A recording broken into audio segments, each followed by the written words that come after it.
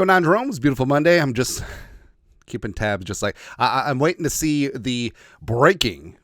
Minnesota Vikings have traded for blah, blah, blah, blah, blah, blah. Kevin McConnell meeting the local media jackals today. But Q&A, got some questions, got some answers. Thank you, everyone who submitted Qs on our community tab. We'll periodically put it out there. And we said this a bunch. We got to get better at answering questions, and we'll work on that. But first up is Cody Pierce. Do we still need to get a corner? I would say yes, even though the Vikings corners had a much better game against the Colts, mainly because the pass rush was starting to get home. But Gilly, Griff, and Murph are all in contract years. Gilmore and Griff both on one-year deals. Murphy in the second year of his two-year deal. And, Newton McLaughlin, they're not giving the time of day.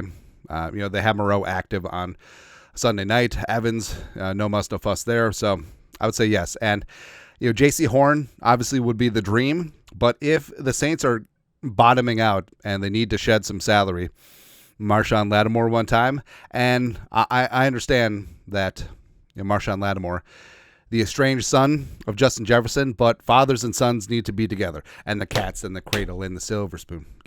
Just get it done now. So, and also for a lot of these trades, whether it's J.C. Horn, whether it's Lattimore, whether it's a prime defensive tackle, ideally you're looking... Andrew DePaul is down too. Ideally, you're looking for someone who can help you now as well as in the future. Like I don't see the Vikings making another short-term rental trade like Cam Robinson at the deadline. Like if they're gonna move heaven and earth for a player, I think it'll be a guy that's in his prime, ideally on a team-friendly contract or able to sign a team-friendly contract, and a guy who's going to be around for the next 4 or 5 years. That's my thoughts on it. L. Skinner, 87. Do you think Cam Bynum resigns with Minnesota? What's his price point? I don't know.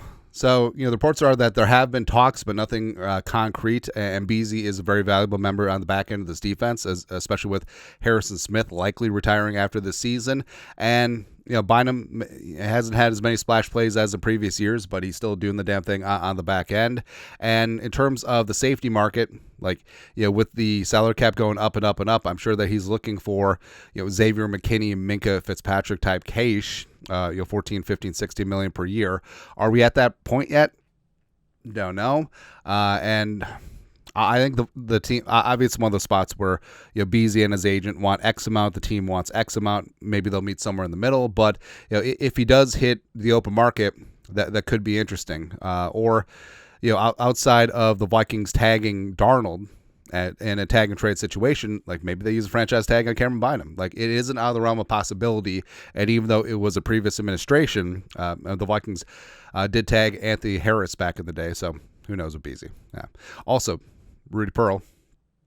With Darnold missing Aaron Jones for a touchdown 1 week and Addison the next week, what can Kevin O'Connell do to fix Darnold's processing?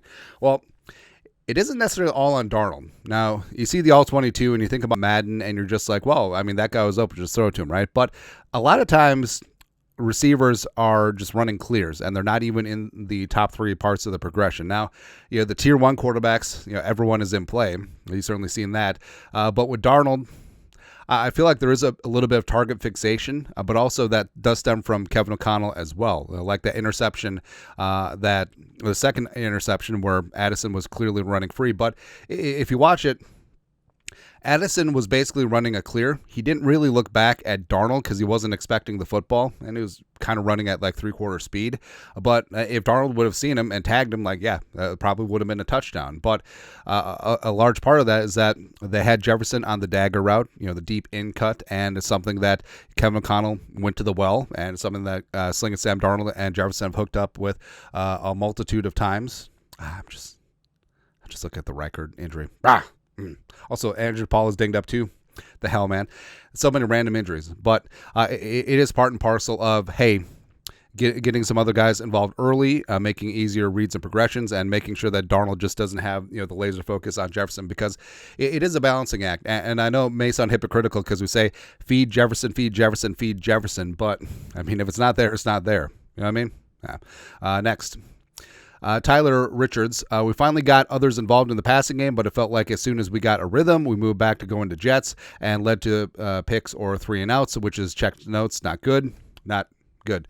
Do you think those decisions are more on Kevin O'Connell or slinging Sam Darnold? I was put more on O'Connell, right? And yeah, with Darnold, like Darnold isn't at the point where he's going to be a quarterback that just has the full range of things, right?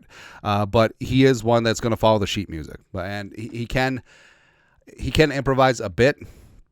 But yeah, like we said, like he does get fixated on targets at time, usually with Justin Jefferson, and it's hard to blame him because, I mean, if you've been making dough, I mean, just keep going to the bank, right? But you can go to the well a time or two too much. But that really is on O'Connell, being able to save Darnold from himself. Also, I do think that going up tempo certainly does help as well, where reads are a lot easier, defenses are stuck in bad personnel, and also when you're up tempo, generally defenses have to play pretty vanilla since they don't have the lengthy pre-snap adjustments and they can check in and out of things. So I think that certainly helps, and I think they're getting into the right spot. It's never going to be perfect, but I think the Vikings are headed in the right direction. Lastly, SpongeBob, obviously I want us to win every game, but is there a scenario where going in as a 5th seed gives us an advantage? Well, you always want to win the division, but the Lions need to trip up a time or two before the Vikings see them at the end of the season.